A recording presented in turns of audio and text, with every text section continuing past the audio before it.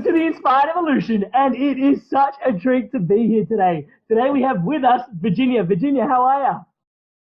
Oh my God, I am doing absolutely amazingly. I'm so stoked to be here. This is going to be such an epic podcast. Dude, for those tuning into Virginia, all right, Virginia Salas Kastilio, dude, she's a serial entrepreneur who is named one of Inc. magazine's top 26 women to change the world. Top 26 women to change the world. Inspired Evolution is in effect, so I can't wait to drop into this conversation. She's built multiple empires. She's currently helping reconnect humanity and bring consciousness into the mainstream. And this has been such an interesting journey that you've been on to get here. I can't wait to dive into this. Her movement is called the I Trust You movement. And she came here after previously disputing the social media landscape through her agency, Ginny TV. Virginia currently lives in Bali as she's scaling I Trust You. She advises for different blockchain projects and mentors some of the most influential thought leaders of our time. And she's graciously given us some of her time here today to inform us on personal growth and well-being. Dude, it is such a treat to have you here today. Oh, it's such a pleasure to be here. I'm so stoked. I feel like we're literally in the same space right now. I feel you're just such an amazing, loving, warm human being. I feel like we're just cheek to cheek as we're having this conversation. Cuddle! Yeah. Oh, I could start in a million places in this episode, just knowing that there is so much in your world, in your story, in your past, in your reality. I kind of want to, I'm fascinated by I Trust You and where that's coming from. But can we maybe, where I'm really most curious, and maybe let's start there, is, there was Ginny TV and, you were the #1 Snapchat consultant, right? And you're basically creating social media content and thriving in the social media space. And then from there, having moved and you're still present on social media, but in terms of how I Trust You was birthed in and around that, can you help us understand a little bit around that story, and perhaps maybe there's some pearls in there? Yeah, so I Trust You was actually the first thing I ever created. It was my first business as an entrepreneur, and it was where I put all of my savings into, all of my money, and completely basically bankrupted myself. So after I worked in corporate for 5 years, I was working for Apple.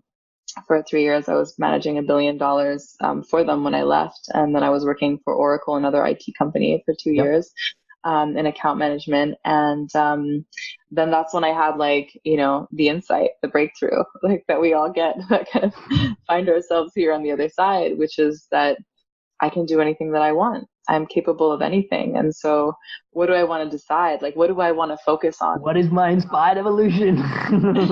Totally. And I decided that I had no idea. There was so many options, so many things. And so instead of really throwing myself at one project, I was I'm just going to figure out what makes us happy. Wow. What do we want? What brings us into joy? And so I traveled the world for a year as a happiness researcher. And that was just my job. And so I lived off my savings. And I just traveled around and interviewed people on what it meant to be happy. Everything from homeless people on the street in LA to, millionaires like Marissa Peer. It was one of the first people that I interviewed, who you had on the show as well.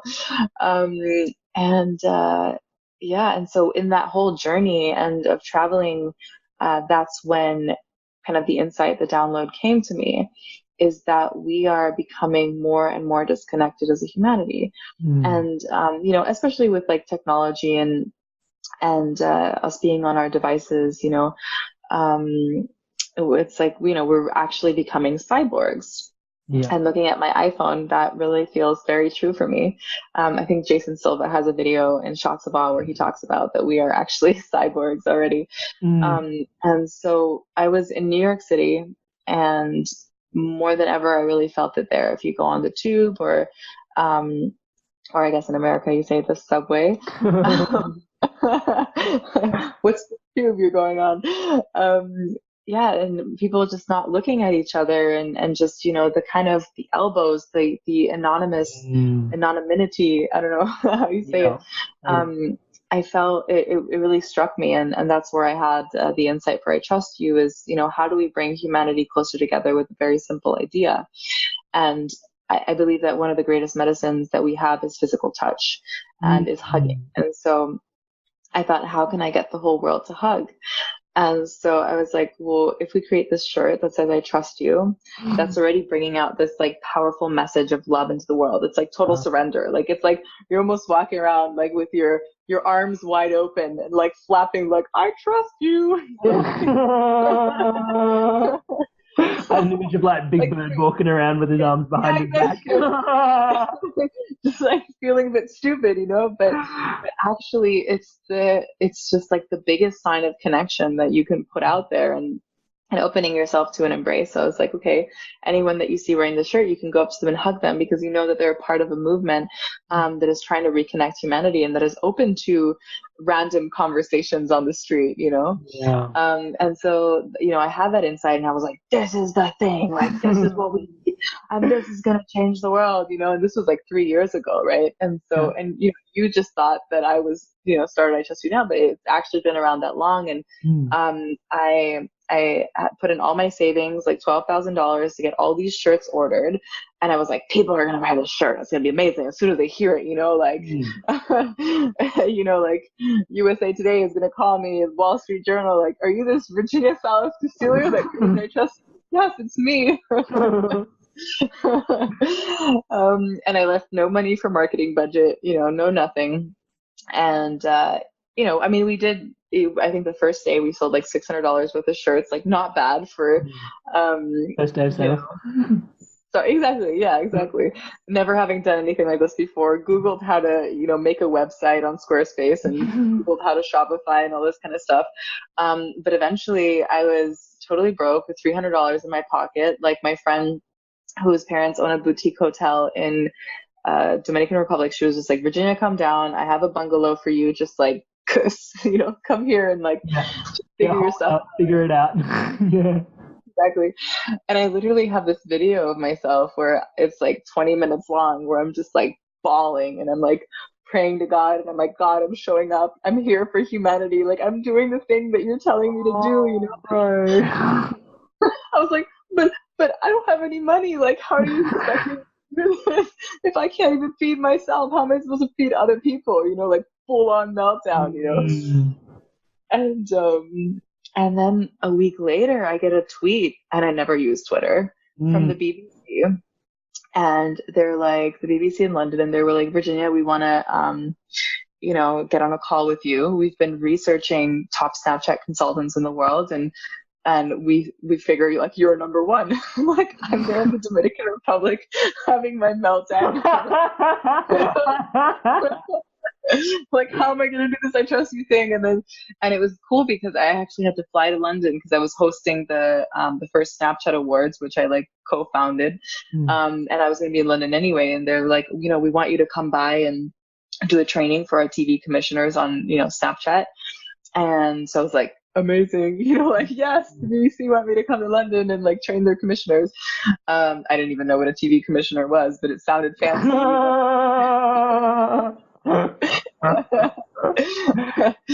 And the BBC representative, she even came to the event and everything. It was called Snap Happen. Okay. And then, a few days later after the event, I did the training. They were like, oh my God, you're amazing. And they offered me a contract on the spot. They're like, we want you to launch our Snapchat. It's going to be a huge, big deal, blah, blah, blah, blah. And I was like, oh my God, amazing. And so that's how Genie TV got started. It was actually just me being a social media consultant first. As Genie Can Breathe, I consulted for like NASDAQ, Soul Pancake, and and many others. And then I started getting asked to speak all around the world at South by Southwest and at VidCon, like all these different types of conferences. And I was like, okay, I guess I'm doing this social media thing now. And then I literally had like a CMO like hunt me down after one of my talks. And he's like, I want you to like launch our strategy and do this. And like, I got this $70,000 contract, and I was like, okay, I guess I need to build a team now, so,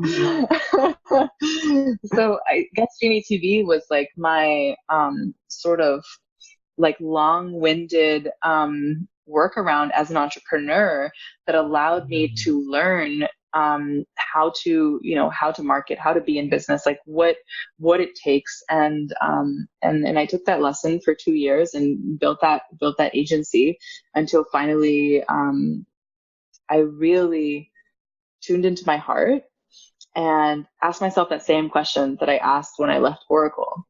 If I could do anything in the world, what would I do? And the answer that always came, it was always there, like beating so strongly in my heart, was I trust you. Was connecting humanity and regenerating the earth. That's my priority number one. That's why I'm here. And so I was like, okay, you're such a big shot entrepreneur, like speaking all over the world and doing social media and all this other stuff.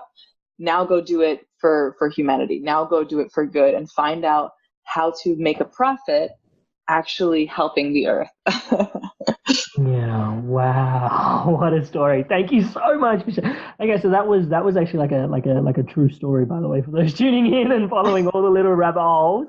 We're still listening with Virginia. You haven't just slipped into like some sort of fiction audio, or like you're not on Audible. This is a podcast and we're having an interview. There is so much to unpack in there. I just want to give like a full moment to just the idea of, if I could do anything, what would I do? That is such a profound question. Even just, yourself, as we know each other through, I guess, speaking engagements, but like as a speaker, as a coach, the power of questions. I just say your life is a printout of the questions that you've asked yourself, and that is such a powerful question. And so you've embodied that really well. Thank you so much for sharing that. There's heaps of questions I want to ask you in and around that. Like, obviously you went traveling for a year. Like, what happened in that year? I want to ask questions around that. I also want to ask you about your meltdown and then how you got the Snapchat. But I think I'm just going to go for the deeper space I can occupy. So why not? I'm not here to fuck around.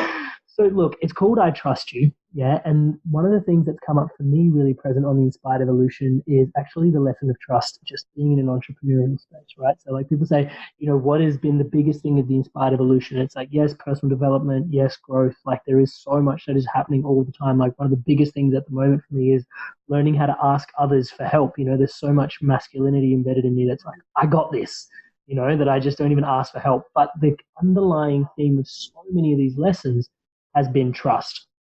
And can I just trust that I'll leave my corporate 9 to 5 and, trust that the next thing's there, like what is the next opportunity? Can I just continue to show up and not know what's next? Just like you said, like you're having your meltdown and like your friends like, come visit me and have your meltdown, just do your thing. And then like, just, can you tell us a little bit about, what is trust to you? How present has trust been? And just being on that journey of, I trust you, and journey of trust.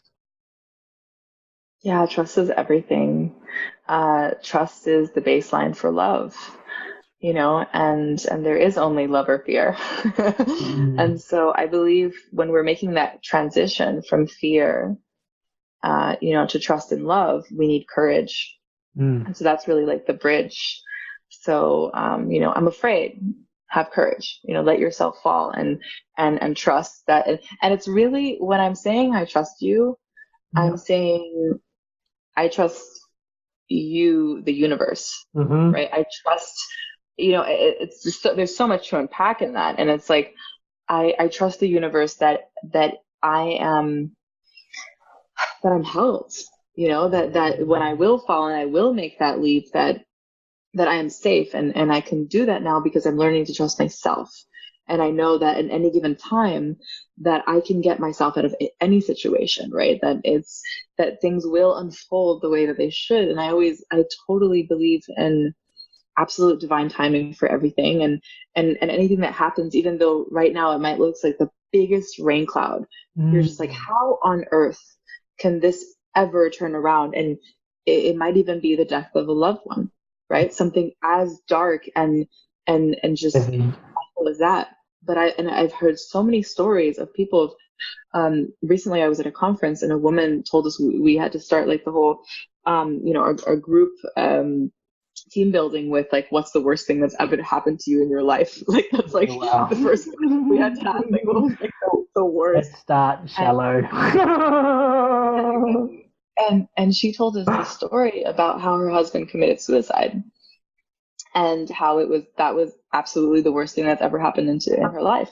But she said also, like, now, like, seeing it was the greatest blessing. And that she also feels that there was a way that he, because he was talking so much about death before. He was like, it was just such a thing, and that he gave up his life in order to. It's so much bloomed out of that, right? So much sprouted out of that, and as dark as that may seem, but there's so much truth in that. If we think of the hardest moments in our life, the darkest caves that we never thought we would be able to exit, and the amount of light that came out of that.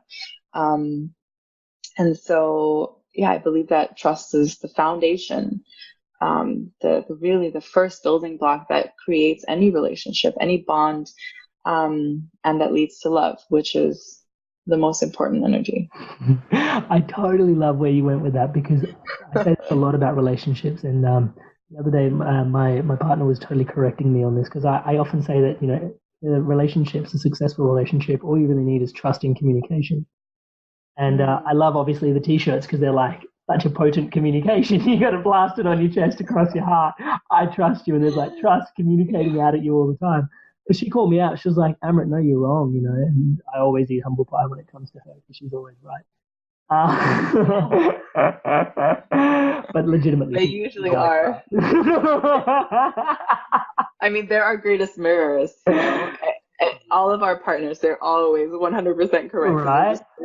Exactly what we need to hear back. Yeah. And so she was like, it's completely trust. Like, yes, communication, but if you don't have trust, you don't build communication. Actually, at its core, exactly what you said, is it's trust.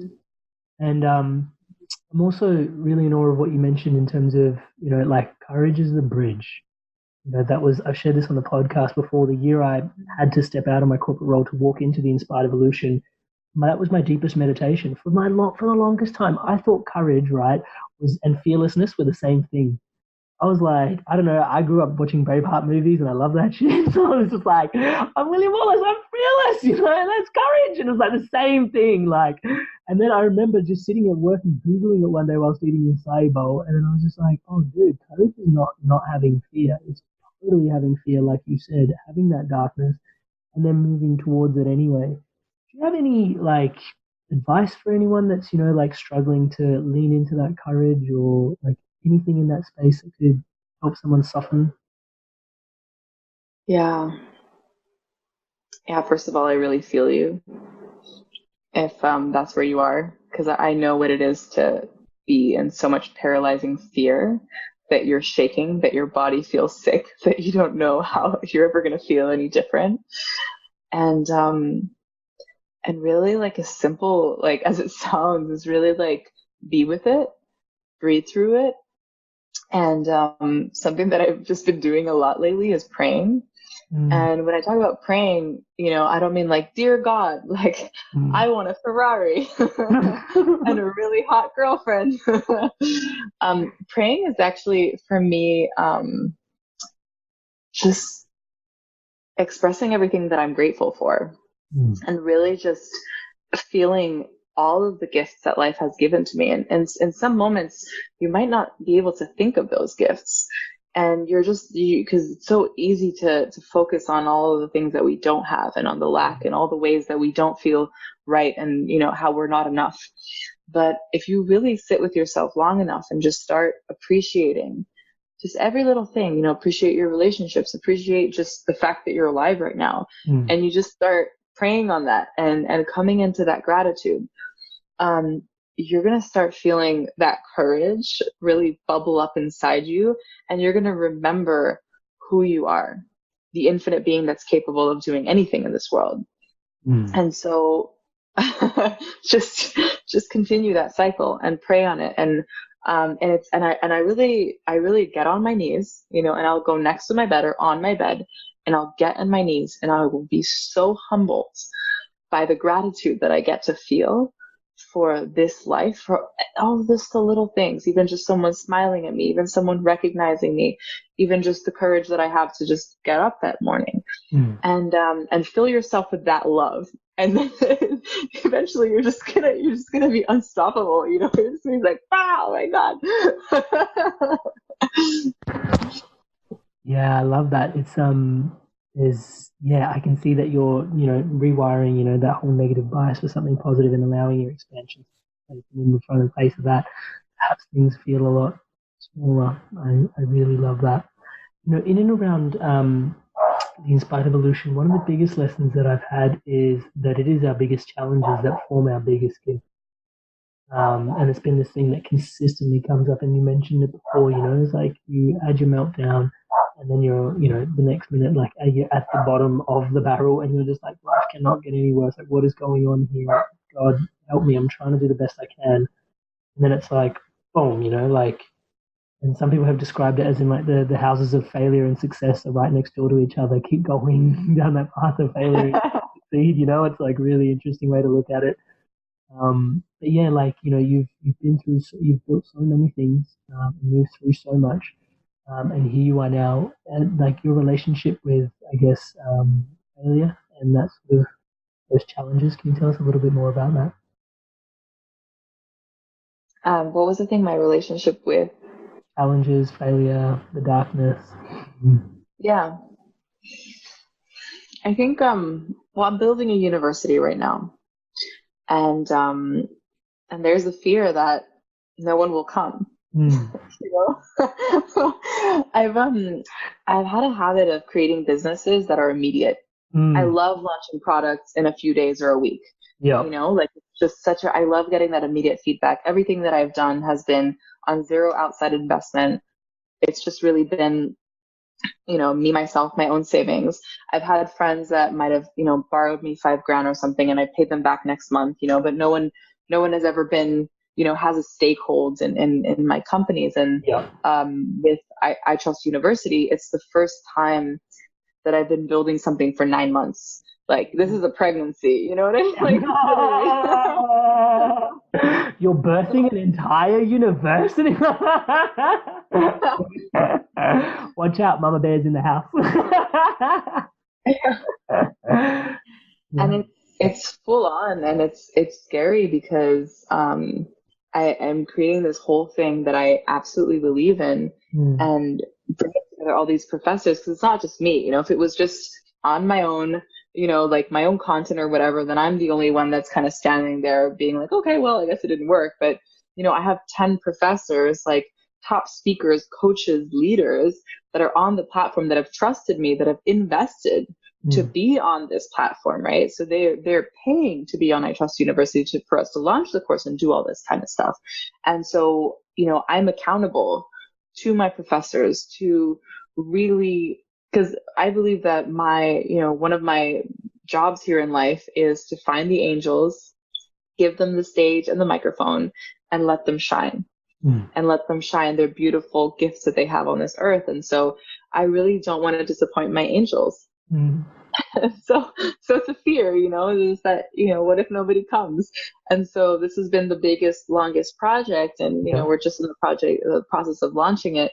But then again, I have so much belief in what this is and what this is going to do for the world that it's okay if the first month nobody comes. It's okay if the second month nobody comes. We're still going to be there, and we're still going to communicate the message that we have, because I truly believe that right now, more than ever, we need an evolution in education. It breaks my heart to think of the amount of students in universities and also in schools out there that are paying so much money, so much tuition to be there, that are exhausted, being drained in doing these tests and learning this knowledge that they won't apply. That is not exciting to them, that is not relevant to what they're passionate about. And the worst of all, their chances, like their whole hopes and dreams, why they're even doing this, is because they're hoping to have a career, they're hoping to have a job one day. And so many people end up in something completely different and then just do some kind of job to get money. And so I really want to cherry pick of what I truly believe leads to success, and the foundation of all of that is personal growth. Absolutely. And self-love. Yeah.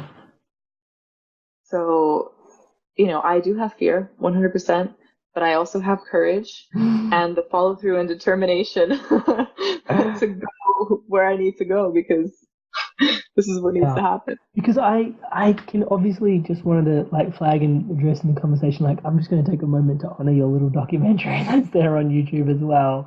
Dude, there's like your relationship with fear and belief and trust is really profoundly displayed in that documentary. Like it's not, like obviously this is, you're creating a university and you're responsible to all these people. But how you show up for the little things is how you show up for the big things is a big belief that I believe in. And the way you showed up in that documentary, blindfolded with your t-shirt on, ready to just have people come in and embrace you, like how was that was that as transformative to do as it was to witness? Like, is that even like a question? I guess it is. Yeah. It's a huge part of the formula as well. So, I mean, with I Trust You, like you're not only wearing the shirt, but the shirt is a transformational tool in itself, other than you just wearing it, because that's one level of it. But if you want to take it to the next level, put on your shirt, go to, your town square, if it's Times Square, New York, or your local farmers market, which I've done before in Sarasota, Florida, at the local farmers market, and just blindfold yourself, wear the I Trust You shirt, and have a sign that says, "I trust you. Do you trust me? Give me a hug." If you want a full-blown transformation of what it feels like when the universe is just loving you, and when you are afraid to put yourself out there and like be blindfolded and vulnerable to the world, and are received with so much love, do the I Trust You experiment. That's what it's there for. It's there for everybody. And I've done this experiment all over the world in different places, and it has been absolutely 100% transformational. I actually spent 11 hours blindfolded at Envision Festival in Costa Rica this year with my Trust You shirt, blindfolded, and a sign that said, "Be my eyes." And I had people guiding me around the festival. Tell us more about that. People are guiding you around the festival and you have no idea where you're going. No, or who I'm with, or what these people look like, and the idea was that, that I would be, when the time comes, I would be given to another guide, right? And so, but sometimes we'd be on the dance floor dancing at a crazy festival with 8,000 people, and I would lose my guide. No. And I would just be like a lost kid, like when you were a kid and you got lost at the shopping mall and you were crying because you couldn't find your mom. That was me at Envision Festival, like blindfolded, just like crying under my blindfold, just like, oh, nobody loves me. Like, wow. Why won't nobody notice me or pick me up or see that I'm blindfolded and I don't know what's going on? And like, Wow, what a process. Yeah. That's crazy. That's really a process. Sorry, I'm just in awe of the fact of like what you're putting yourself through in order to just I can only imagine just the trust that builds is obviously, I can see why you're such a massive advocate for it. And it really, I'm really glad you're out there doing this. It means so much. Oh my God. So education is the key. You were referring to this, and obviously a big part of, what's your truth is regeneration. And I can't wait to talk about regeneration. Let's go there. But the other part was connection. So happy to talk about both of those. But even just prefacing the whole concept of regeneration with the tribe that's tuning in, for a long time, sustainability has been like a really strong word in terms of the environment and having a positive effect. But at its core, sustainability has meant to me that sustainability actually just means like prolonging. Like how long can I prolong? It's sustainable. Like I can continue doing it. It'll sustain, right? And I even like one of my Facebook pages is called Susteng, and it's just sustainable engineering practices. And I just keep sharing that because I'm an engineer by background. But recently, I've just had my mind blown, and that's why I was so excited to get you on, because social enterprise is a massive thing, and regeneration is this just completely blows sustainability out of the water. It's actually like we're in a symbiosis that is positive. Dude, regeneration. Tell me more. You hit the exact nail on the head. Exactly why, this is the mission and why I do what I do, because we don't want to sustain this. We don't want to sustain literally an island of garbage floating around the ocean and, polluted rivers. And I mean, I live here in Bali, one of the most beautiful places on earth. Yeah. And you walk here and there's garbage everywhere. I have a waterfall next to my house, and on the 4th of July, me and my best friend, who's a 12-year-old entrepreneur, she started her fashion line when she was 9. We declared the 4th of July Freedom from Plastic Day. And we got everyone over to my house and we cleaned this waterfall, and Dude, awesome! And the thing is, it's like literally like the garbage, the plastic is in the trees. Like it is like you have to get in there. It's like, it's not just like, oh, let me pick up this cup, lovely. It's like I am clawing at plastic that is suffocating the branches. And so exactly like you said it, we are past sustainable. We don't want to sustain any of this that we've created. We want to regenerate it. We want to replant, reglow, nourish, clean. And I've become completely obsessed with learning everything that I possibly can about how we can clean our earth. And I found some awesome stuff. I got some good ideas. We actually have a partner called Entrade, and you guys can look them up. They have an amazing CNN video that like describes their whole process. Awesome. And they spend 15 years developing. You as an engineer, you would love this. With like 70 engineers, close to $1 billion, and developing this technology that converts waste into clean energy, right? So we have a lot of solutions that are like, okay, let me take trash and garbage and then create this oil sludge that can then eventually be turned into diesel. But the earth doesn't want more of that. It doesn't want that. And so Entrade is doing amazing things, and we're working with them. They have a $150 million project out of the Dominican Republic, which is my homeland, which was another like little synchronicity where I was like, okay, I'm listening. Thanks. Yeah, exactly. And they're cleaning up the landfills, which was actually one of the first places that I volunteered at when I was 12 years old. So I saw, the people living in the landfills and living from the garbage, And so they're cleaning that up and turning it into energy. And so that's something that I'm really passionate about, supporting and working with, because I actually want to make it profitable for locals to bring away the garbage, right? Because if we could turn it into energy, perfect. We're turning it into a new resource.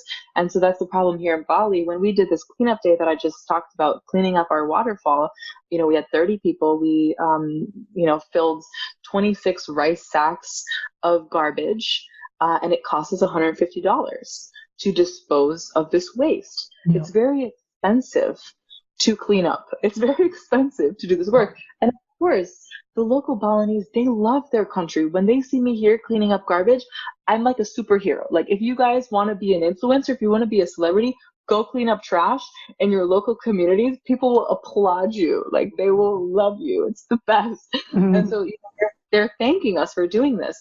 They don't want to pollute, but the thing is because they don't have the money to pay for their garbage to get picked up, and that's why they throw it in the rivers. Yeah, and so if we could make it profitable in communities all around the world where we have problems of garbage, to put these machines, they're like $30,000 to have one of these units there. And the locals, they can bring the garbage, it could all be turned into energy, and we can have wonderful cities that are being powered by our trash. Like, ta-da! Wow, dude, that's such amazing technology. Entrade. Yeah, Entrade, yeah, E-N and then trade. I love that. That's so inspirational. There's all these, like, it's this interesting dance that I keep interfacing with, right? Like, somehow 2019, there are a lot of problems. But then there's like, we're at the cusp of like so many amazing solutions as well. Like, what a time to be alive. Absolutely. And so kind of with the idea of I Trust You is not to kind of, hire 70 engineers for the next, 20 years and try to figure all this stuff out. But we just want to help and highlight all these incredible organizations, nonprofits, and industries that are already doing this next level work. And that's kind of where the next step of our evolution comes in after I Trust University, which is the I Trust You certification. So we are looking to certify companies and businesses that are changing the world, that are in alignment with our New Earth goals. And not only, do we want to certify them, but we also want to give them an audience. And so that's why, we're building our community of people. And like, so imagine what would it be like if you would have a conscious Amazon or a conscious Yelp? If you go on your app and you know that everything that you buy there, all of these companies are driving towards this, sustainability, to regenerate, like whatever it is that they're able to do. Because also, the environment, with what they're creating.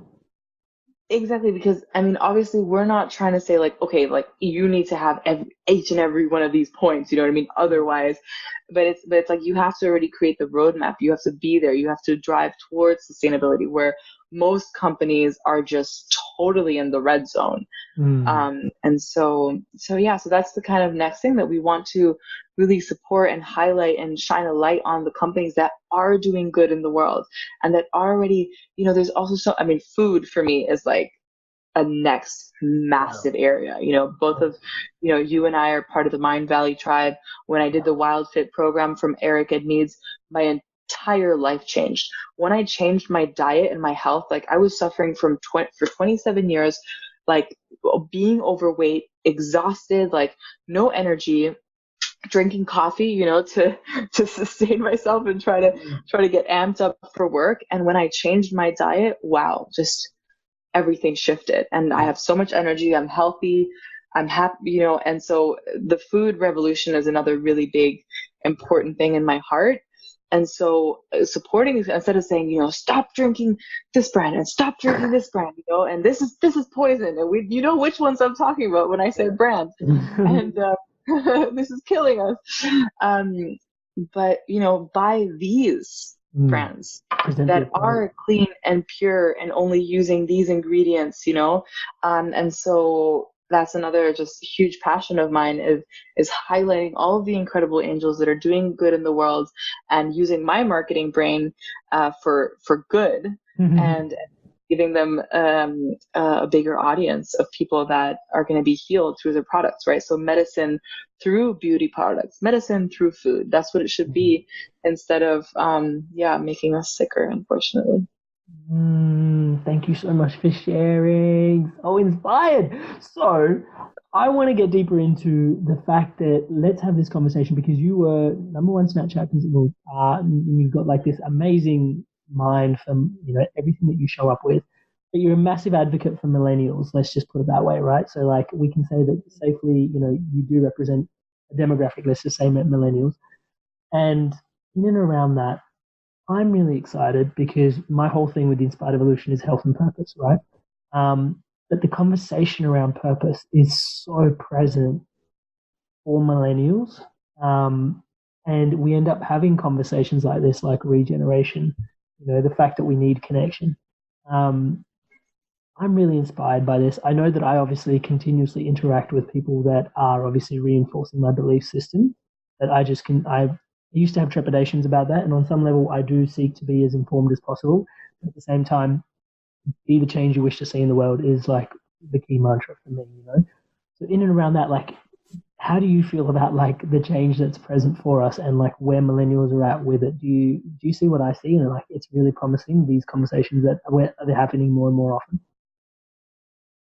Yeah, so a perfect example right now for you guys that are listening. I'm sure you remember the Amazon fires. And hopefully, while you are listening, the fires are out and we are starting to replant and rebuild these trees, which unfortunately, are going to take hundreds of years to create the bioflora that exists in the Amazon yeah, absolutely. And these, these plants and medicines and animals that we don't even, so many that we have never even explored or discovered, right? We don't even understand yet what is created there.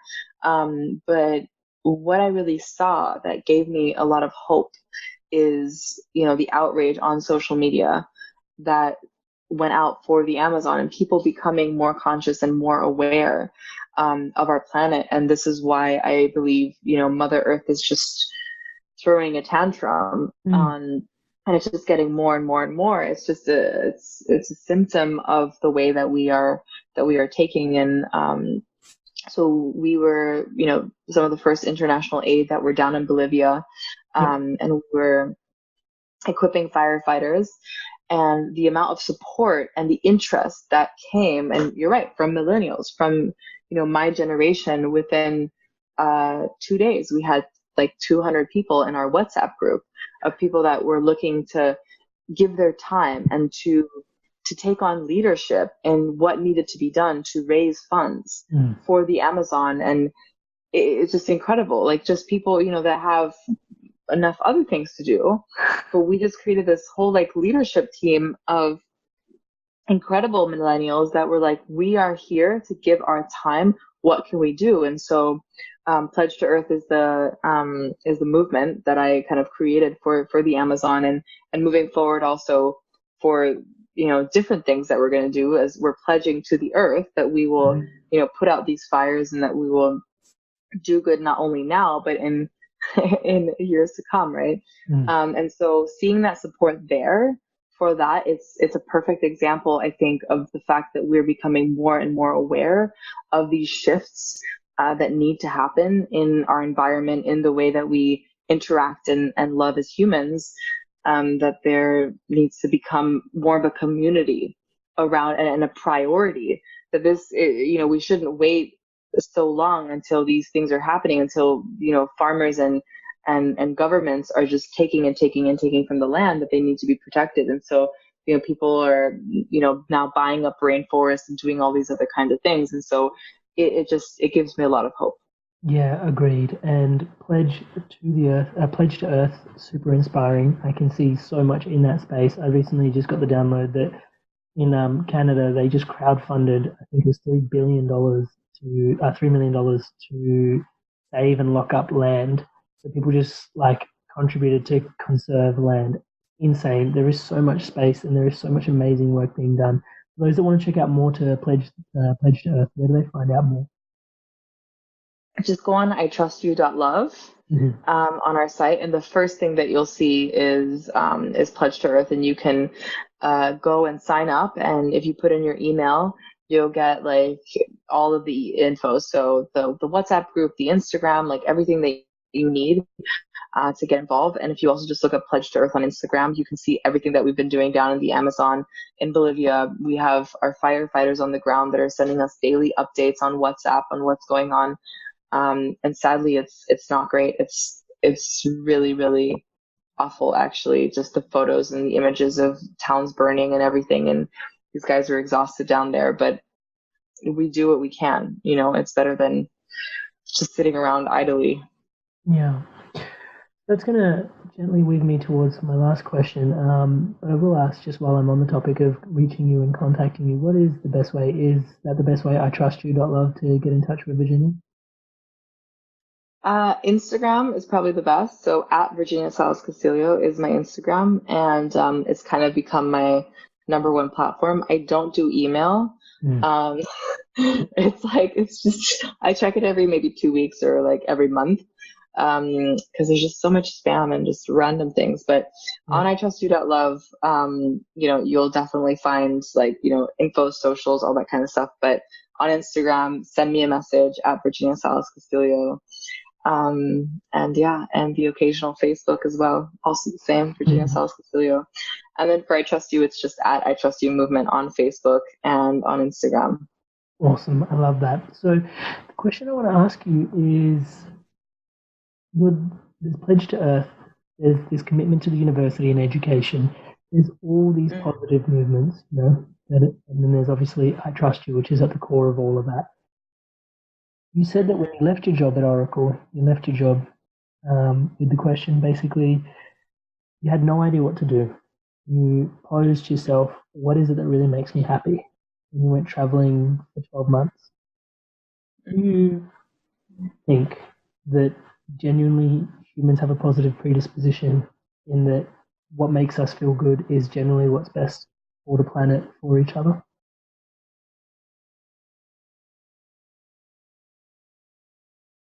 It's a great question, because when we ask ourselves what makes us feel good, it's like on what level, right? Is it on the superficial level of, if I hook up with this guy, is it going to make me feel good, for a moment? like how sustainable is the good feeling. And Tony Robbins says this thing as well that I love, how he's like, your brain is not wired for happiness, right? Like if you were just like happy all the time, in nature, that'd be very dangerous for you. Like our brains are wired, fight or flight, like stress, response and things like that, So it's not, that's why I feel like where purpose comes in, because actually these things that, that we're talking about, like building a university, flying down to Bolivia to be on the ground for the Amazon fires, like they don't like make you happy, like not immediately. You're not like, oh my God, this is so great. Like I'm loving this. Like I was totally scared before I flew to Bolivia. But I feel like it's deeper than that. There's a sense of, just a purpose that you feel that is so, it is this passion, this flame that like awakens in you, and that, and so let fear actually guide your path of where you need to go, and ask yourself, what is the thing that would scare me the most and where I am moving towards, but that that when you get there, it'll be the biggest reward, the most exciting thing, and the amount of growth that you will experience throughout that, right? Is what is the most amazing, crazy thing that I can think of. And so orientating yourself with like happiness or joy or like what makes you feel good is actually a mistake that a lot of people make. They're like, well, but it's not feeling good right now, like to go to this co-working space and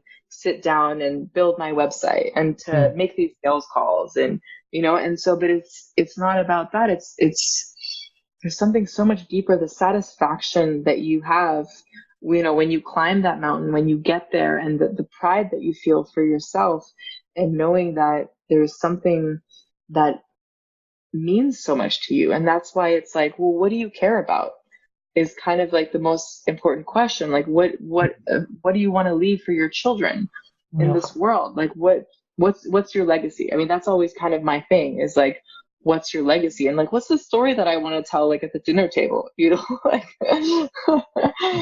like what do I want to like have told you that I did, right? When I found out about something that I really cared about and that I really wanted to express in the world, what was my next step after I heard about that?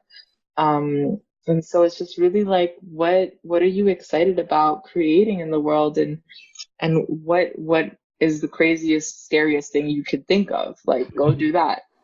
I love that. What a call to action. There's such a warrior in you. Thank you so much for sharing that. And just what you touched on, I did an episode with Stephen Jenkinson, and he does a lot on he talks about how where there's a lot of olders in our society, but not a lot of elders. And he spoke to exactly what you just said, in that, when there's something that happens, the only way you can identify an older from an elder is asking them, did you know about this that was happening?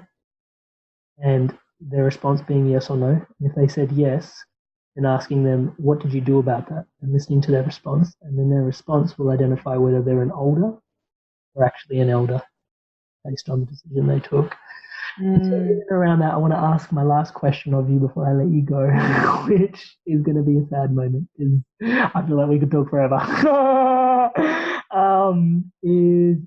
So beyond I trust you, beyond the pledge, beyond the university, beyond the past, beyond the social media, beyond, I guess, the name in the skin suit, who are you?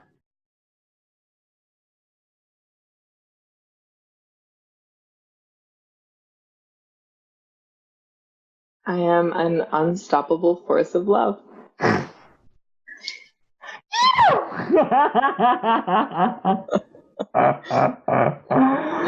just want to take a moment to thank you for sharing your time, your energy, your blessings, your being with us here today. I want to thank you for all the work you've put into yourself, just to go on the journey of trust and courage and love, and just to be here so well informed with that story. Thank you so much. And as always, wishing you all the best for the future, man. There is so much here. Thank you for your blessings. Thank you. Such an honor. sending everybody that's listening right now so much love and sweet little kisses on your cheeks. Thank you guys so much for tuning in to the Love of the Inspired Evolution and sharing the Love of the Inspired Evolution. If you feel like this content has supported you or may support anyone else that you know may resonate with the content of it, please share away and share the love around. Thank you guys so much. And to stay up to date on whatever's coming out with the Inspired Evolution, please subscribe. There's all these links in the bio for you to tune into the episodes and all these different platforms, just so the message can get to you and your loved ones. Thank you so much for all your love and support. Stay inspired to evolve.